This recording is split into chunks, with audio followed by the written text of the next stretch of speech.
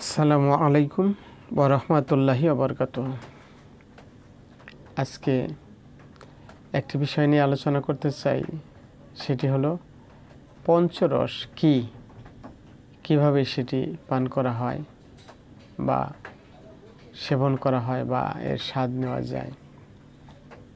আর এর সাথে আসবে চন্দ্রতত্ত্ব বা বিভিন্ন মতে বলে 24.5 চন্দ্র, এগুলো কি, এগুলো নিয়ে একটি সংক্ষিপ্ত আলোচনা। তো বৈষ্ণব মতে বা আমাদের কিছু কিছু বাউল ধারার যারা আছে, সবাই নয়, যারা শুদ্ধ বাউল ধারার তাদের কথা বলছি না, কেউ কেউ এই বিষয়গুলোকে নিয়ে এই পঞ্চরস, তারপরে চন্দ্রতত্ত্ব, যেগুলো তারা শুধুমাত্র নারী দেহে, মানে আমাদের যে দৃশ্যমান নারী জাতি, মা জাতি বা মহিলা যারা, তাদের দেহে আছে এগুলো দিয়ে পুরুষ, তারা বলে নারী হলো প্রেমের গুরু, পুরুষ হলো ভক্ত, এরকম কথাবার্তা আছে। যাই হোক, আমি তো এই আলোচনাগুলো আমি কখনোই এরকম আলোচনাগুলো করতে চাই না বা টপিকসগুলো নেই না, তারপরেও প্রয়োজনের কারণে হয়তো বলছি। আমরা কোরআনে যদি দেখি, হয়তো আমরা এই পঞ্চরস এইভাবে, পঞ্চতত্ত্ব সরাসরি এইভাবে আমরা পাবো না, তবে এখানেও দেখা যাবে যে আবে হায়াত, সারাবান তোহরা, হাউজে কাউসার, জাঞ্জাবিল, তাসনিম, বেহেশতের বিভিন্ন প্রস্রবণ, পানপেয়ালা বা পানপাত্র, স্বর্গীয় মানুষ, জান্নাতি মানুষ যারা, তারা পাবে। তো এগুলোর বিষয়বস্তু আসলে কি, সেটাকে সংক্ষিপ্তভাবে বলার চেষ্টা করছি, যত তাড়াতাড়ি সংক্ষিপ্ত করে বলা যায়। যা হোক, তাহলে এই বৈষ্ণব মত বা আমাদের কথিত বাউল মত, তারা কেউ কেউ পঞ্চরসকে মল, মূত্র, লালা, রজ, বীর্য এগুলাকে মনে করে। হতে পারে, আমি প্রথমে বলি, আমি প্রত্যেকটা আলোচনায় একটা কথা বলি যে কারো বিরোধিতা করা আমার লক্ষ্য নয়। মানুষ বলছে বা প্রচার করতেছে, সত্যান্বেষী মানুষ যারা সত্যকে জানতে চায়, চিনতে চায়, বুঝতে চায়, তাহলে তাদের জ্ঞান, বুদ্ধি, বিবেক, প্রজ্ঞা, মেধা এগুলো খাটাবেন এবং সেখান থেকে যেটা তাদের মন বলে না এটাই ভালো, সেটাকে গ্রহণ করবেন। শুধুমাত্র নফসের কারণে, মানে আমাদের বস্তুবাদী চাহিদার কারণে আমরা যেন, কারণ কিছু কিছু বিষয়বস্তু নারী ঘটিত হলেই তো মানুষ বেশি আগ্রহী হয়, আকৃষ্ট হয়। আসলে বিষয়টা কি, যাই হোক, আমি এত ভূমিকা না করে সংক্ষিপ্ত বলার চেষ্টা করি। এই পঞ্চরস, যেমন বললাম, তারা বলছে মল, মূত্র, লালা, রজ, বীর্য এগুলাকে। আমার ঝিটকা শরীফের শাস্ত্রবিদ আব্দুর রশিদ আল চিশতি নিজামী বাবাজান, তাসব সম্রাট, তাসব গুরু, তিনি এই পঞ্চরসের যারা মানে সাধক, যেমন মনে করেন যে এখানে সরল চন্দ্র, গরল চন্দ্র, কেন বলেছি প্রথমে চন্দ্রতত্ত্ব আসবে, তো রোহিণী চন্দ্র, ধারা চন্দ্র, আদি চন্দ্র, এরকম 5 রকমের চাঁদের হিসাব করে তারা এগুলাকে নারী পুরুষের মধ্যে দেখা যাচ্ছে। হয়তো পুরুষের কাছে একটা শুক্র, নারীর কাছে হয়তো রজ, এগুলোকে সম্মিলিতভাবে এটাকে বলা হলো গরল চন্দ্র, যখন মিশে গেল এরকমভাবে বলা হয়। আমি অত ব্যাখ্যা বিশ্লেষণে যাচ্ছি না, আমার নিজের এগুলো বলতে ভালো লাগে না। আমার ঝিটকা শরীফের দেওয়ান শাস্ত্রপি আব্দুর রশিদ আল চিশতি নিজামী বাবাজান, উনি 1222 সালে আবির্ভাব, 1347 সালে বাংলা ওফাত। তো উনি এই জগৎটা, বাউল জগতের সাথে দীর্ঘকাল মিশার সুযোগ হয়েছে তার। বিভিন্ন মত, নেরা, বৈষ্ণব, বাউল, তাদের সাথে তিনি দেখেছেন কোথায় কি আছে। তিনি স্থির হতে পারেন নাই, তার এই তত্ত্বের মধ্যে তিনি কখনোই ডোবেন নাই, কিন্তু পর্যবেক্ষণ করেছেন। সেগুলো আসছি আমি একটু পরে। এই জন্যে এই রস, পঞ্চরস, এর আবার পঞ্চ রকমের স্বাদ, টক, মিষ্টি, নোনতা, তিতা এবং জহর, তলক্ষে জহর, এরকম পঞ্চ স্বাদ রয়েছে। হয়তো তারা মনে করে যারা এগুলোকে বস্তুগতভাবে নারী পুরুষের সম্মিলিতভাবে যারা এগুলো পান করে, হয়তো তারা মোটা তাজা হয়, অসুখ বিসুখ তাদের কাছে কম যায়, তাদের দেখতে সুঠাম মনে হয়, টলটলে হয়, হতে পারে। আমি মনে করি এই জগৎটা একটা হোতামা, মানে আগুনের জগৎ। সেটা কীরকম? সূরা হুমাজার ভিতরে, সূরা হুমাজা, এটা 104 নম্বর সূরা, 4 থেকে 9 নম্বর আয়াতে হয়তো পেয়ে যাবেন। এখানে আসলে আমরা বস্তু জগতের মানুষ, এই হোতামা হলো আল্লাহর হোতাশন, যা হৃদয়ের উপরে প্রজ্বলিত হয়। মানে বিষয় রাশির আকাঙ্ক্ষা, বাসনা, সম্পদের প্রাচুর্যের মোহ, এগুলো মানে ভোগবাদী একটা পথ। এটাকে বলা হয়েছে হোতামা। এটা কীরকম?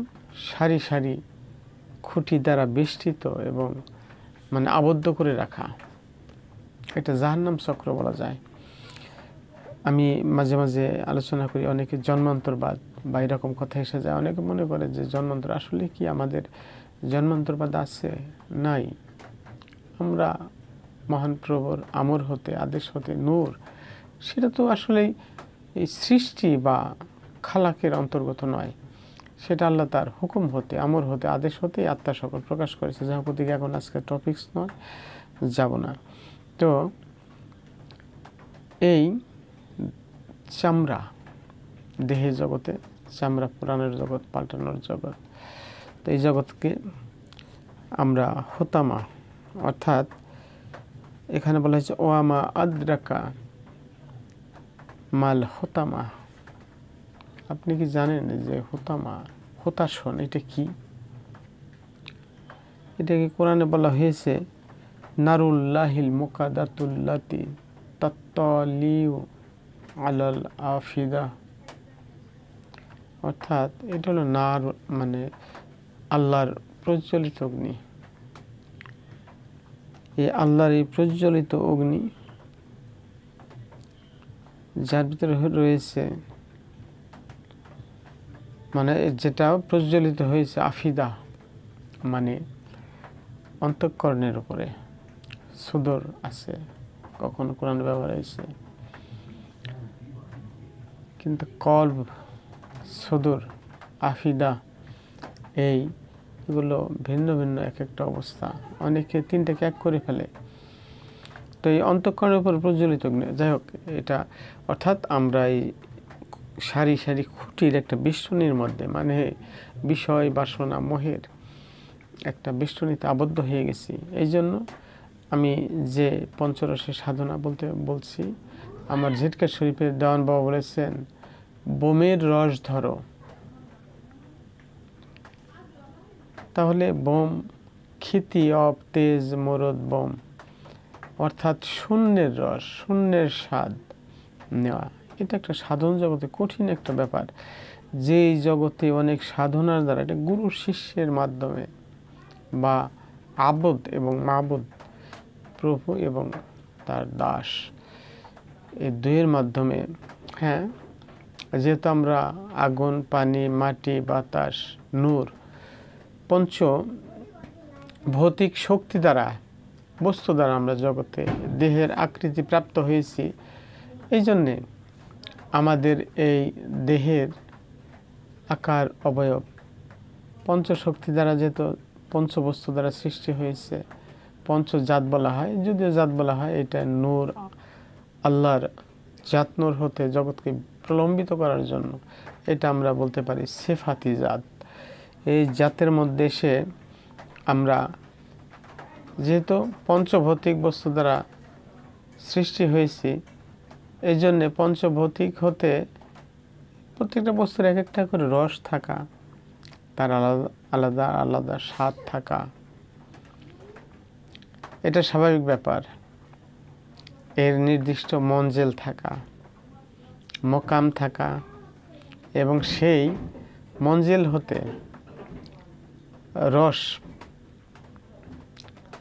মানে এইটা কার মাধ্যমে কিভাবে আসে এগুলা সুবিবাদে আছে। যা হোক, এই জন্য আমি বলি, তাহলে আমি বলতেছিলাম যে স্বাদ হলো টক, মিষ্টি, নোনতা, তিতা, তলকে, জোহর, এই 5 রকমের স্বাদ সুবিবাদে বলা হয়। তো আচ্ছা, যদি আমরা স্বাদকে নেই, হয়তো আমরা যে খাবারগুলো খাই এগুলো জিহ্বা গ্রহণ করে, অনেকে বিরক্ত হতে পারে না। আমি বলবো যে দয়া করে বিরক্ত হবেন না, আমার কথাগুলো আমি সংক্ষেপে বলার চেষ্টা করব যতটুকু সম্ভব। যে স্বাদ, এই স্বাদ রিসেপ্টর জিহ্বার, আমাদের জিহ্বার তলের যে উপরিভাগ, এখানে হলো স্বাদ কোরক এবং স্বাদ গ্রাহক কিছু সেল কোষ আছে। আমরা যখন কোনো খাবার খাই সেগুলো ওই কোষের সাথে রাসায়নিক বিক্রিয়া হয় এবং সেটা এক একটা বস্তুর স্বাদ ভিন্ন ভিন্ন স্বাদ, এবং একই সাথে অনেকগুলো বস্তু আহার করতে গেলেও, খাইতে গেলেও দেখা গেছে এই যে আলাদা আলাদাভাবে এখান থেকে এই কোষগুলো স্বাদটা রিসিভ করে সেটা মস্তিষ্কের মানে আমাদের যে কোষ আছে, স্নায়ু কোষ বা যেগুলা এই স্বাদ গ্রহণ করে, তারা ভিন্ন ভিন্ন স্বাদ নিতে পারে। কিন্তু এখানে একটি প্রশ্ন, শুধু কি জিহ্বা একটা এইগুলো একত্র করে এই যে বস্তু জগতের বিষয় নারী পুরুষের, সেগুলো পান করলে কি স্বাদ গ্রহণ করা হলো? যদি আমার শরীরে মশায় একটা কামড় দেয়, এটার একটা স্বাদ আছে। এই জন্য এই আগুন, পানি, মাটি, বাতাস, নূর, এই পঞ্চভৌতিক বস্তুর 5টি প্রধান গুণ রয়েছে। শব্দ গুণ, স্পর্শ গুণ, এরকম শব্দ, স্পর্শ, রূপ গুণ, রস গুণ, গন্ধ, যেমন গন্ধ আমরা নাসিকা দ্বারা নিই, রূপ আমরা চোখ দ্বারা দেখি, হয়তো জিহ্বা দ্বারা আমরা রসগুণ নেই, শরীরের চামড়া দ্বারা আমরা স্পর্শ অনুভব করি। এটা কোথা থেকে আসে? বায়ু থেকে স্পর্শগুণ আসে। এগুলো কীভাবে বলবো? এই জন্যে বিভিন্ন বস্তু, এই যে একটা স্বাদ, আমার শরীর স্পর্শ লাগলে যে একটা স্বাদ, এটার একটা স্বাদ আছে। এটা শুধু মুখে খাওয়ার মাধ্যমে এই স্বাদগুলো অনুভূত হয় না। তদ্রূপভাবে সাধক ইবাদতের মাধ্যমে, যেমন পঞ্চবেনা, এই 5 জাতের সাথে পঞ্চবেনার সম্পর্ক রয়েছে। কালেমার একটা স্বাদ আছে। সলাত, এই সলাতের একটা স্বাদ আছে, অর্থাৎ বন্ধুর সাথে সংযোগ প্রতিষ্ঠা করা। ইমান একটা বস্তু, একটা আকৃতি আছে ইমানেরও। এই ইমান ধারণ করলে মানুষ মুমিন হয়। তাহলে কালেমা, নামাজ, রোজা বা সিয়ামের একটা স্বাদ আছে। যাকাত, এর একটা স্বাদ আছে। যাকাত শব্দটাকে সালাতের সাথে সবসময় একসাথে ব্যবহার করা হয়েছে, কারণ যেহেতু ওই স্বাদের কারণে দেহটা, ওই স্বাদ যে গ্রহণ করেছে তার দেহটা পবিত্র হয়, আর পবিত্র হওয়ার পর তার জন্য সালাতের পরিবেশ তৈরি হয়। এই জন্য জাকাতের যে স্বাদটা, সেটা যে জাকাত করে নাই, এই দুনিয়ার পার্থিব টাকা পয়সা জাকাত, এটা দুনিয়ার সম্পদ পবিত্র করা হতে পারে, কিন্তু দেহ জগতের মধ্যে এই জাকাত অবশ্য কর্তব্য, তাছাড়া সালাতের কাছে যাওয়া যাবে না। হজ, অর্থাৎ প্রভুর নূর দ্বারা, দিল কাবায় প্রভুর নূর দ্বারা আলোকিত হওয়া, এর একটা স্বাদ আছে। যা হোক, তাহলে এই সাধনার জগতের মধ্যে আমরা যে যাব, এখন দেখেছি আরেকটি কথা বলি, যে স্বাদ আমাদের জিহ্বা কষে নেয়। মানুষ যখন অসুস্থ হয় বা মানুষ বৃদ্ধ হয়ে যায়, এই কোষগুলো তখন অনেকই কম কার্যকর থাকে। দেখা গেছে খুব মজার জিনিসটা স্বাদ লাগতেছে না, অর্থাৎ যে কোষগুলো এই স্বাদ রিসিভ করবে সেগুলো সেই পরিমাণে এই কোষগুলো কমতে থাকে বয়স হওয়ার সাথে সাথে, বেশি বয়স বাড়ার সাথে সাথে। এবং আমাদের যারা অসুস্থ হয় তাদের মধ্যে এই জিহ্বার এই কোষগুলো অকার্যকর থাকে অনেক সময়, যার জন্য স্বাদ আমরা কোন বস্তুর কী স্বাদ এগুলো আমরা অনেক সময় বুঝতে পারি না। এছাড়া প্রাণী জগতে সবাই যে আমাদের মতো স্বাদ, সব বস্তুর স্বাদ একরকম পায় তাও না। আপনারা আধুনিক বিজ্ঞানে যদি ঘাটাঘাটি করেন দেখবেন যে মিষ্টি যেমন আমরা খাইলে মজা পাই, কিন্তু বিড়াল ও মিষ্টি স্বাদ কখনোই নিতে পারে না, মানে ওর মিষ্টি গ্রহণ করার মতো মস্তিষ্কে সেই, আপনারা একটু সার্চ করেন বা নেটের জগৎ আপনারা দেখবেন পেয়ে যাবেন। অর্থাৎ বিড়াল এই মিষ্টি স্বাদটা নিতে পারে না। হাইনা, তারপরে শুশুক, তারপরে আপনার ডলফিন, এরা শুধুমাত্র নোনা স্বাদ গ্রহণ করতে পারে। মানে যাই দেন তাদের কাছে শুধু নোনা যে স্বাদটা সেটি তাদের মানে অনুভূত হয়, অন্য কোনো স্বাদ যদি মিষ্টিও দেন সে মিষ্টি অনুভব করতে পারবে না। অর্থাৎ এটা তার মধ্যে এটা অনুভব করার ব্যবস্থা নাই। যাই হোক, এই কথাগুলো বিস্তারিত বলতে গেলে দেরি হয়ে যাবে। এই জন্য সুফিরা পঞ্চজাত হতে আগত পঞ্চরস, এখন পানির একটা স্বাদ আছে, রস, ওই রসের স্বাদ আছে, ধরেন মিষ্টি স্বাদ, আগুনের স্বাদ, তারপরে বায়ুর স্বাদ, মাটির স্বাদ, এই জামাদাত নাবাতাত হায়ানাত ইনসানাত, এই চারটা জগতে 4 রকমের স্বাদ। কিন্তু সাধক যখন তৌহিদ অলুহিয়াতে প্রভুর একত্বের জগতে আপন অস্তিত্বকে বিনাশ করে, সে তখন যে স্বাদটা নেয় এই স্বাদের নাম হলো তলকি জহর, অর্থাৎ সাপে কামড় দিলে যে অনুভূতি, অর্থাৎ মরার আগে মৃত্যু ঘটানো একটা কঠিন স্বাদ।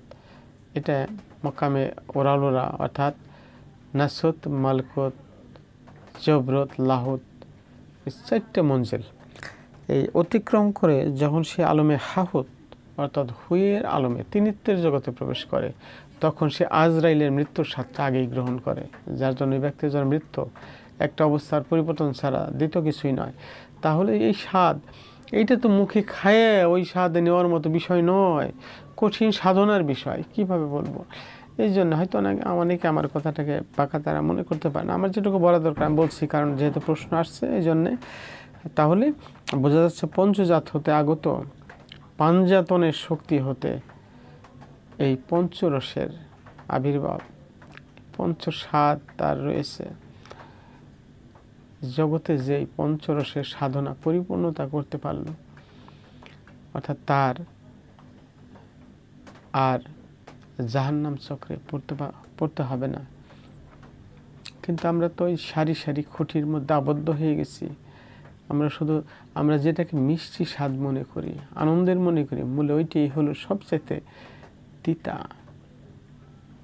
অর্থাৎ আগুনের শক্তি থেকে আগত যে স্বাদ, সেই স্বাদটার জন্য, অর্থাৎ বস্তু জগতের হোতামা আমাদের কোরআন রূপকভাবে এত সতর্ক করেছে, এতভাবে বলেছে, কিন্তু আমরা না বোঝার কারণে, এটাকে লৌকিক ব্যাখ্যা বিশ্লেষণের কারণে বড় বড় ধর্মীয় স্কলার যারা তারাও এরকমই করে, যার জন্য এই সমস্যাগুলো হচ্ছে। যা হোক, তাহলে খিতিয়াব, তেজ, মরুদ, বোম, দেওয়ানবাবু বলেছেন বোমের রস ধরো, অর্থাৎ বোমের সাধারণ মানে নূর জাত, এটাকে বলে শূন্য।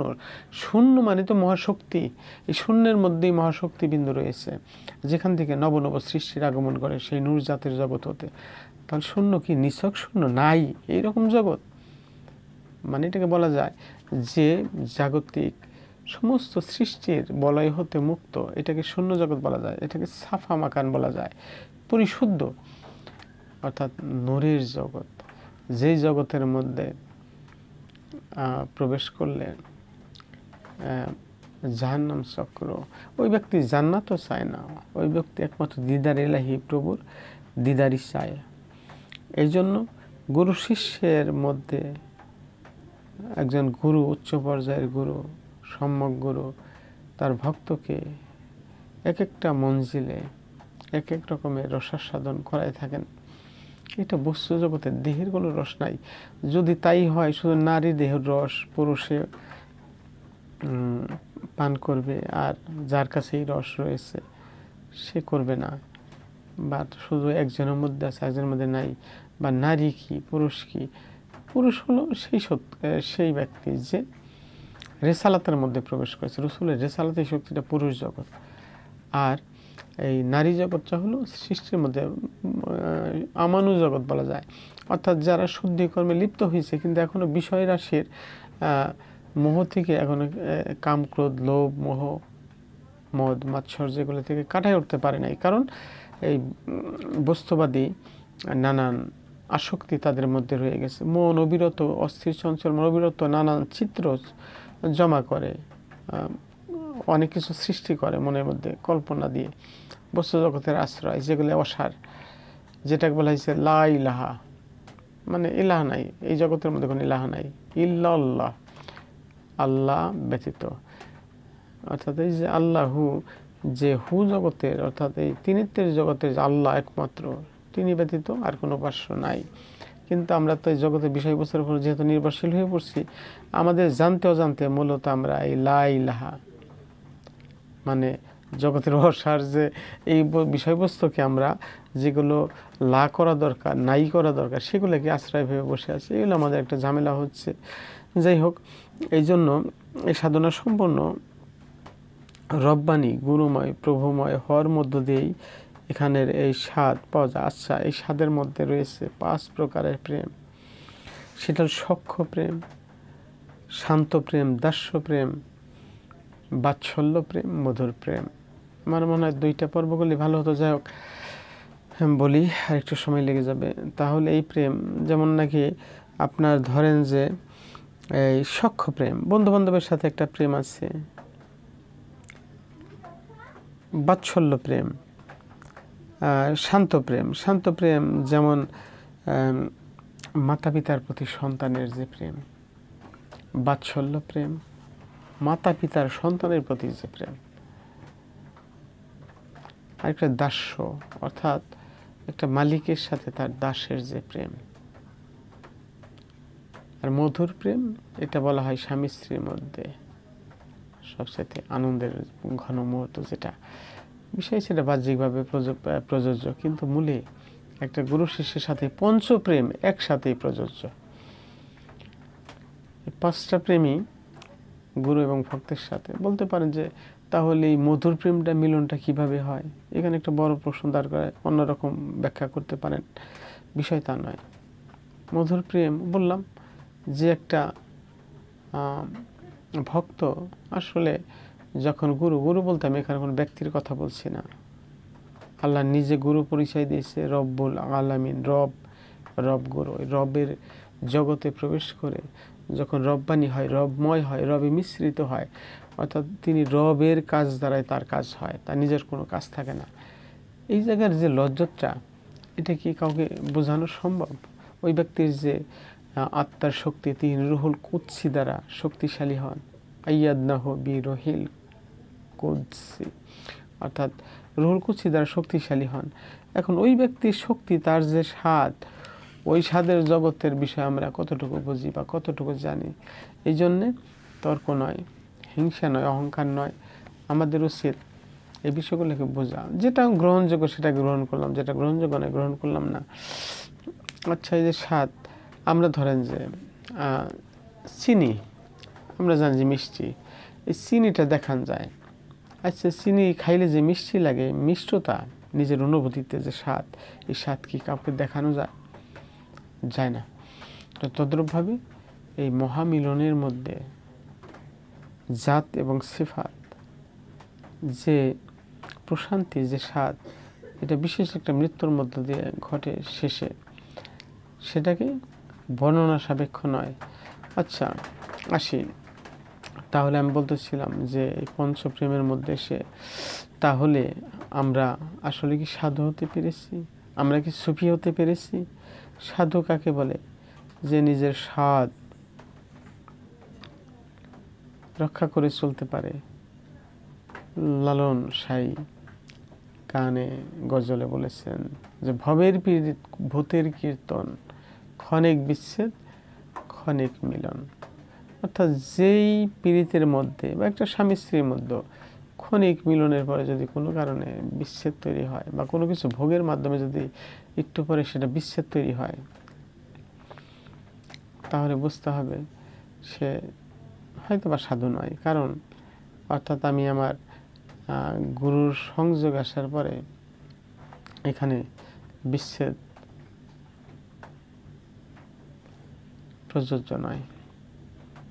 সালাতকে জন্য দায়িম মানে সার্বক্ষণিক করা হয়েছে। তদ্রূপভাবে একটা পুরুষ যদি সে শুধুমাত্র তার প্রয়োজন ছাড়া তার দেহের যথার্থ ব্যবহার করতে পারে, বিনা কারণে বিনষ্ট হতে না দেয়, নিজেকে সুন্দর রাখতে পারে, নিজে ভালো থাকতে পারে, তাহলে সেটা অবশ্যই তাকে সাধু বলা যায়, যে নিজের স্বাদকে রক্ষা করে চলতে পারে। তার অনেক কিছু হয়তো মনে চায়, কিন্তু সে যাহা খুশি তাহা করে না, তার প্রভুর সংযোগে সালাতে থাকে, তাহলে সে সাধু হইতে পারে। সুফি যে ব্যক্তি সাফার সাথে সম্বন্ধ রাখে, পরিশুদ্ধ হয়েছে, পরিশুদ্ধ সত্তার সাথে যিনি সম্পর্ক রাখেন, অর্থাৎ পরিশুদ্ধ হওয়া কি ভেজাল আছে, ভেজাল থেকে নিজেকে মুক্ত করে সেটা একটা পরিশুদ্ধ অবস্থার মধ্যে অবস্থান করা, এটা সুফি বলা যেতে পারে। সাফার সাথে যার সম্পর্ক, কেউ বলেছে যে আসাবি সোফা বা বারান্দার অধিবাসী নবীর, হ্যাঁ হতে পারে। কেউ বলেছে পশমি কাপড় সফ, সেখান থেকে সুফি শব্দের উৎপত্তি বা সুফি হয়েছে। কিন্তু আমি মনে করি যে নূরজাত সেই সাফার সাথে যার সম্বন্ধ, নিরবিচ্ছিন্ন সম্পর্ক তৈরি হয়েছে, যে তার আশ্রয়ে আশ্রিত হয়েছে, পরিশুদ্ধ সত্তার আশ্রয়ে আশ্রিত হয়েছে, সে হয়তো সুফি। এখন বর্তমানে খুব একটা মারাত্মক ব্যাপার, সেটা হলো যে কথাটা শুরু করেছিলাম, যে সরলচন্দ্র, গরলচন্দ্র, রোহিণীচন্দ্র, ধারাচন্দ্র, আদিচন্দ্র, এরকম বিভিন্ন মানে দেহের বীজ রস এগুলোকে একত্র করে মিলন করে অনেকে পান করে, বা এগুলোর মধ্যে আমার দেওয়ান বাবা শাহ সুফি আব্দুর রশিদ আল চিশতি নিজামী জিটকা সাহেব মহানলী, তিনি খুব কঠিনভাবে আঘাত করেছেন, যার জন্য তিনি চন্দ্রতত্ত্ব নিয়ে তেমন কোনো কথা, আর তিনি সাধনার জগতে এই বিষয়টা হয়তো মনের অজান্তে মানুষ এই স্তরগুলো পার হয়, আমি এটা নিয়ে একটু পরে হয়তো বলবো। তো এখন এই চন্দ্রতত্ত্ব এটা তিনি তার লেখনীর মাধ্যমে আঘাত করেছে। তার জ্ঞান সিন্ধু বইয়ের মধ্যে বলেছেন যে বেদ ছাড়া ফকিরের এই ধারা, মানে না কোরআন কিতাব নবীজির তরিক ছাড়া, সরল চন্দ্র গরল চন্দ্র রোহিণী চাঁদ ধারা, রজে বীজে মিলন করে পান করেছে তারা। সব চুলের মাথায় জটা, খায় সিদ্ধি ভাং ঘুটা, কথা কয় এলো খেলো বোঝা যায় না সেইটা, এরকম একটা আমার মনে নাই এখন ওইভাবে উনি কঠিনভাবে আঘাত করেছে। এই জন্য তারপরে আমি চেষ্টা করেছি, এটা আমার সম্পূর্ণ নিজস্ব মত, আমি ভেবেছি যে এটা আসলে কি, তো দেখেছি না এটা কথা ঠিক আছে, কিন্তু এটার ব্যাখ্যার মধ্যে যে তারা ভেজাল করেছে। এই জন্য লালন শাহী কিন্তু বলেছে, চার চাঁদে দিছে ঝলক মণিকোঠার ঘরে, চেয়ে দেখ নারে মন দিব্য নজরে। এই গজলের মধ্যে উনি শেষে বলেছেন, লালন বলে বিপদ আমার গুরু চাঁদ ভুলে। এই যে এখন অনেকে লালনেরকে নিয়ে বই লিখতেছে, তারা এটাকে নারী দেহি নিয়ে যেভাবে ব্যাখ্যা করে, অনেক আছে, আমি নাম বলবো না, পেয়ে যাবেন। তো তারা এগুলো বলতেছে, কিন্তু লালন দর্শনে আসলে কি এরকম ব্যাপার? আর লালন নিজেকে কখন বাউল বলেছে কোথাও? আমি তো দেখি না। উনি তো বলেছে ফকির। লালন শাহ, সিরাজ শাহ, শাহ শাই, আলেক শাই, এই শব্দগুলো ছবিদের সাথে যায়, কিন্তু এটাকে ব্যাখ্যা ভুল করার কারণে অনেকে ওনাকে একটু নিম্ন দেশে অন্য দেশে নিয়ে ব্যাখ্যা করার চেষ্টা করেন। যাই হোক, নারী পুরুষ, একটা পুরুষ মানুষ নারী মানুষ সংসার জীবনে কিভাবে চলবে, তো 1 2 পড়া ABCD পড়ার মতো। এখানে নিজেকে ঠিক রাখবে, এগুলো গুরু কিছু তত্ত্বমন্ত্র শিখিয়ে দিলেই সে পারে। এগুলোর জন্য সারা জীবন ওইগুলো নিয়ে ভাব থাকতে হয় না। এটা সাধন জগৎ, ধ্যান জগৎ, মেডিটেশনের জগৎ, যে কর্মের মধ্য দিয়ে একটা মানুষ তার বস্তু দেহ থেকে জ্যোতি দেহে অবস্থান করে এই বস্তু জগতের সমস্ত শক্তিকে আকর্ষণ বিকর্ষণ অতিক্রম করে, অর্থাৎ তিনি স্বনির্ভর হয়ে উঠবেন। তাহলে এই সাধনার জগৎটাকে আমরা মেনে নিতে পারছি না। এই জন্যে আমি আরেকটি কথা বলি, হয়তো ওই কিছু মানুষ বলে 24.5 চন্দ্র, এই চন্দ্র গিটার মধ্যে থাকলে নাকি যদি সময় স্বামী স্ত্রী মিলন করে তাহলে নাকি পঙ্গু হয়, বা কপালে থাকলে দেখা গেল চোখে থাকলে নাকি চক্ষু কানা হয় ইত্যাদি। এগুলোকে আমি বিশ্বাস করি না, আমি আর কি বিশ্বাস করি না ব্যক্তিগতভাবে। কেউ করলে করেন, তার আমার কোনো দ্বিমত নাই, কারোর বিরুদ্ধে আমার কোনো অভিযোগ নাই। তো এটা বিষয়টা সঠিক নয়। হয়তো বাচ্চা মাতৃগর্ভে যাওয়ার পর স্বামী স্ত্রীর মধ্যে বিভিন্ন পুষ্টির অভাব হতে পারে, জেনেটিক সমস্যা হইতে পারে, অথবা অপরিপক্ক বীজ কখনো ভালো গাছ জন্ম দেয় না, অনেক কিছু হইতে পারে এরকম। বা স্থান কাল সময়, আমাদের এই অমাবস্যা পূর্ণিমা তিথি, এগুলোর সাথে আমাদের দেহের সম্পর্ক আছে, তো বিভিন্ন কারণে হতে পারে। কিন্তু এই গিরার মধ্যে ছিল বা কপালে ছিল, চোখে ছিল, এই জন্য কেউ অন্ধ হয়েছে, বা মুখে ছিল এই জন্য বোবা হয়েছে, এই কথাগুলো আমি ব্যক্তিগতভাবে বিশ্বাস করি না, ক্লিয়ারভাবে বললাম। তো 24.5 চন্দ্র এটা কি? আমি ভাবলাম লা ইলাহা ইল্লাল্লাহ 12 চন্দ্র, 12 অক্ষর, মুহাম্মদুর রাসূলুল্লাহ এখানে 12 অক্ষর, 12 12 24। এই কালিমাকে পরিপূর্ণরূপে যে সারে, মানে কালিমার পরিপূর্ণতা অর্জন করে, যে সারে বা সারতে পারে, ওই হলো 24.5 চন্দ্র, মানে ওই ব্যক্তি হলো সিদ্ধ পুরুষ। এরকম আর কি আমার ব্যক্তিগত মতে, হয়তো কে কীভাবে নেবেন আমি জানি না। তো আমি চন্দ্র তত্ত্ব নিয়ে একটি গান আমার মুরিদ জাহিদ একবার আরও কয়েক বছর আগে বিদেশে থাকতে প্রশ্ন করেছিল, যে মানে আমার জানার জন্য যে বাজান এটা নিয়ে একটা কথা অনেক আলোচনা হয় যে এটা আসলে কি, বিষয়টা কি। তো আমি একটা গজলের মধ্যে লিখেছিলাম, একটু গায়ে শোনাই। যাবি যদি অখণ্ড ধাম, কর গুরু চাঁদের উপাসনা, মুহাম্মদী সূর্যের জ্যোতি, আলী চন্দ্রে কেন দেখো না।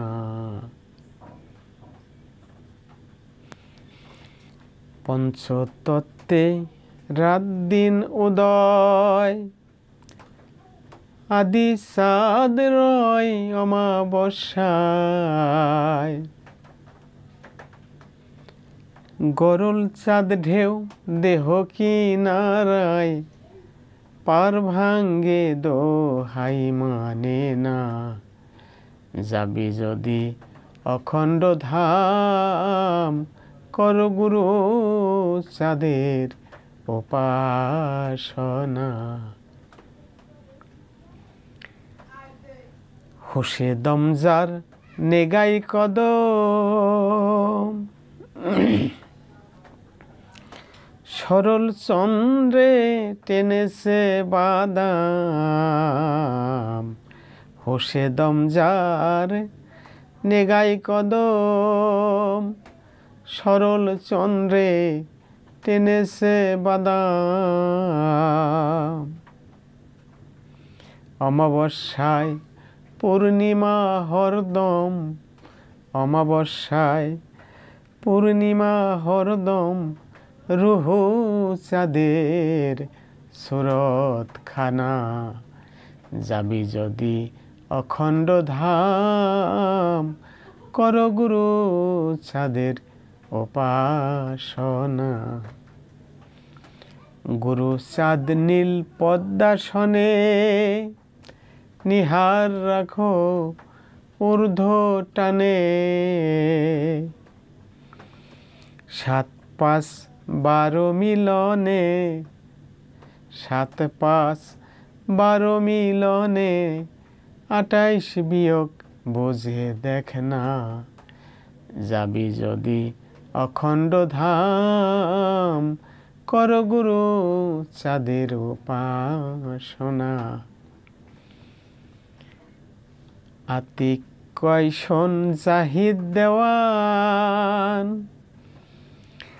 চাঁদ সুরজে হলে মিলন। আতিক কয় শোন জাহিদ দেওয়ান, চাঁদ সুরজে হলে মিলন। খণ্ডকাল নাই দেহের কারণ, অখণ্ড মহাচেতনা। যাবি যদি অখণ্ড ধাম, কর গুরু চাঁদের উপাসনা। মোহাম্মদী সূর্যের জ্যোতি, আলী চন্দ্রে কেন দেখো না। যাই হোক, গজলটির মধ্যে এখানে পঞ্চতত্ত্বে রাত দিন উদয়, অর্থাৎ এই 5 জাত যখন আসলে নিজের লেখা কোনো রচিত কোনো গান, গজল যাই বলি, কবিতা, এটাকে নিজে ব্যাখ্যা করলে এটা সীমিত হয়ে যায় অর্থ। এই গানটা ফকির আবুল সরকার কয়েক বছর আগে গিয়েছেন, তার আবুল সরকারের চ্যানেলে আছে। তো দেখলাম অনেকে অনেক কমেন্ট করেছে এবং অনেকে বলেছে এটা নাকি কামতত্ত্বের উচ্চ পর্যায়ের গান, কিন্তু আমার কাছে সেটি মনে হয় নাই। অর্থাৎ পঞ্চতত্ত্বে রাত দিন উদয়, সেটা হলো এই 5 জাতের মধ্যে বস্তুবাদী দেহের মধ্যে, এখানে বস্তু দেহের অন্ধকারচ্ছন্ন একটা অবস্থাকে, অজ্ঞতাকে রাতের সাথে তুলনা করা হয়, আর চৈতন্য অবস্থাটাকে দিনের সাথে তুলনা করা যেতে পারে। তাহলে এই পঞ্চতত্ত্বে রাত দিন উদয়, আদি চাঁদ্রয় অমাবস্যা, অর্থাৎ আমার মধ্যে যে সত্তার কারণে দেহের বিকাশ ঘটলো, সে অমাবস্যা মানে সে একটা আধারে আবরণে ঢাকা পড়ে রইল। তখন গরল চাঁদ ঢেউ দেহ কিনারায় পার ভাঙ্গিয়ে দোহাই মানে না। অর্থাৎ মস্তিষ্কের মধ্যে বিষয় রাশি তখন এই অবস্থার মধ্যে নানান রকম, এটাকে গরলচন্দ্র বলে আমি আখ্যায়িত করেছি, হয়তো অন্যদের অন্যরকম নারী পুরুষের রজে বীজ, তারা এটা গরলচন্দ্র বলে। তো আমি এখানে বলতেছি সেটা হলো যে বিষয় বাসনা থেকে মানুষের মস্তিষ্কের মধ্যে বিরত যে কামনা বাসনার নানান চিন্তা চেতনার মূর্তি, এটাকে আমি গরলচন্দ্রের একটা শক্তি রূপে এখানে বলার চেষ্টা করেছি। এবং সরল চন্দ্র বলতে এখানে হয়তো যে ব্যক্তি সরল হয়েছে, সিরাতাল মুস্তাকিমে রবের দিকে যে ব্যক্তি সালাতে মগ্ন, বিষয়রাশি প্রবেশ করে, যার সালাতকে সরায় বিষয়রাশির চিত্র মনের সিঁড়ি দিয়ে মস্তিষ্কে জমা হয় না, এরকম একটা ব্যক্তি হয়তোবা সরল চন্দ্রের হয়তোবা সেই স্বাদ আস্বাদন করতে পারেন। আর আরেকটি বিষয়, একটা কথা, অমাবস্যায় পূর্ণিমা হরদান, অর্থাৎ যখন কোনো ব্যক্তির হৃদাকাশে অন্ধকারে কেটে যায়, তখন সেখানে পূর্ণিমার চাঁদ উদয় হয়। ইন্নাকুম সিতারুনা রাব্বাকুম কামা তারুনা হাজাল কামার, অর্থাৎ ওই ব্যক্তি ধ্যানাকাশে প্রভু পূর্ণিমার চাঁদের ন্যায় উদিত হয়। যা হোক, সেটা একটা কথা। আর মোহাম্মদী সূর্যের জ্যোতি, এখানে যদি মোহাম্মদী সত্তাকে যদি নূর বলা হয়, আর চাঁদটাকে এখানে রুহ বলা যেতে পারে। রুহ এবং নূরের যোগ মিলনে মহাচেতনা, অর্থাৎ তখন আর দেহের জন্য কোনো খণ্ডকাল নেই, অখণ্ড, অতীত বর্তমান ভবিষ্যৎ 3টে কাল এক কাল হয়, তখন এই ব্যক্তি অখণ্ড মহাচেতনায় প্রবেশ করে। এটা আমার মনে হয় আর কি, এরকমই হবে হয়তো। সেই জন্য বলা হয় চাঁদ সূরজে হলে মিলন, খণ্ডকাল নাই দেহের কারণ। আরেকটা কথা আছে 7, 5, 12 মিলনে, অর্থাৎ এখানে পঞ্চশক্তিকে এখানে জাতের মধ্যে রিভার্স করা এবং সপ্ত সিফাত, অর্থাৎ এখানে গুরু এবং শিষ্যের অখণ্ড মণ্ডলাকার বা একাকারে অবস্থানকৃত বা প্রভু এবং মাবুদ, অর্থাৎ প্রভু এবং তার দাস, নূর এবং রুহ অথবা জাত এবং সিফাত। অনেকে তো রুহ শব্দটাকে বোঝে না, মানে রুহ হল রবের আমর হতে আগত, এটা একটা সিফাত, কিন্তু জাত হলো নূর, নূর থেকে রুহ প্রকাশ পেয়েছে।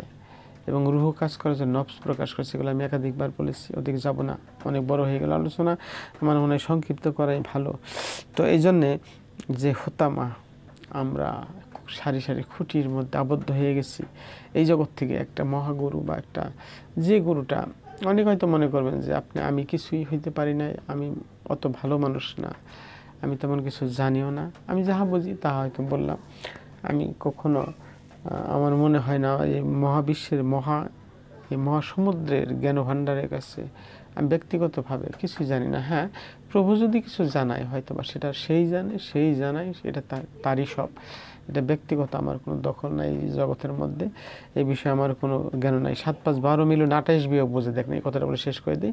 এই জন্য এই 5 জাত এবং 7 সিফাত মিলে এটা হয় লা ইলাহা ইল্লাল্লাহ, অর্থাৎ কালেমার একটা পরিপূর্ণতা, মানে কালিমাকে পরিপূর্ণ সাবেদ বা এখানে স্থায়িত্ব লাভ করা, বাঁকা লাভ করা পর্যায়ে 28 বিয়োগ হয়, অর্থাৎ 12 আর 28 হলো 40। আসমাই কওনি যে 28টা নাম দিয়ে মানে সৃষ্টি জগতের সিফাতমণ্ডিত অবস্থা প্রকাশিত। কোনো দিন সময় পেলে বলবো, অনেক সময় হয়ে গেল, লম্বা হয়ে গেল। এই জন্য আমি শুধু বলতেছিলাম যে পঞ্চরস বা পঞ্চপ্রেম এগুলো এটা আপন প্রত্যেকটা জীবের মধ্যে, অর্থাৎ নারী বা পুরুষ, দৃশ্যমান নারী পুরুষ এরকম না। আর আমি কখনো মনে করি না একটা রুহ নারী রুহ, একটা রুহ পুরুষ রুহ বাত্তা, এরকম মনে হয় না। হয়তো সৃষ্টিগত কারণে জগতে আল্লাহ বলছে আমি সব কিছু জোড়াই জোড়াই সৃষ্টি করেছি, অর্থাৎ আকৃতিগত দিক দিয়ে সৃষ্টিকে টিকে রাখার জন্য, জেনেটিক এই তত্ত্বকে ঠিক রাখার জন্য। এই জন্য এটা আল্লাহর কৌশল। এটা কেউ একটা নারীর ভূমিকা মানে সে ধারণকর্তা রূপে, এবং হয়তো কেউ দাতা রূপে, নেগেটিভ রূপে, পজিটিভ রূপে। যেমন আমাদের নেগেটিভ পজিটিভ, যে দান করে বিদ্যুৎ সে পজিটিভ, এবং যে গ্রহণ করে শোষণ করে সে নেগেটিভ। যেহেতু সে নেওয়ার কারণে সে নেগেটিভ হয়, আর যে দান করে, ইলেকট্রন দান করে, সে পজিটিভ হয়। আমার আলোচনা করতে করতে দীর্ঘ হয়ে গেল, তো সবাইকে ধন্যবাদ কষ্ট করে শোনার জন্য। আসসালামু আলাইকুম ওয়া রাহমাতুল্লাহি ওয়া বারাকাতুহু।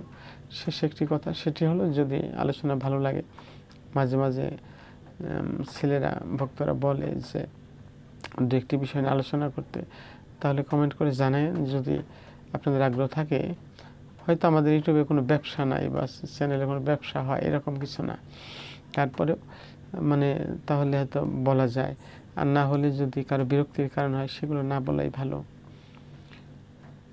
তো ধন্যবাদ সবাই।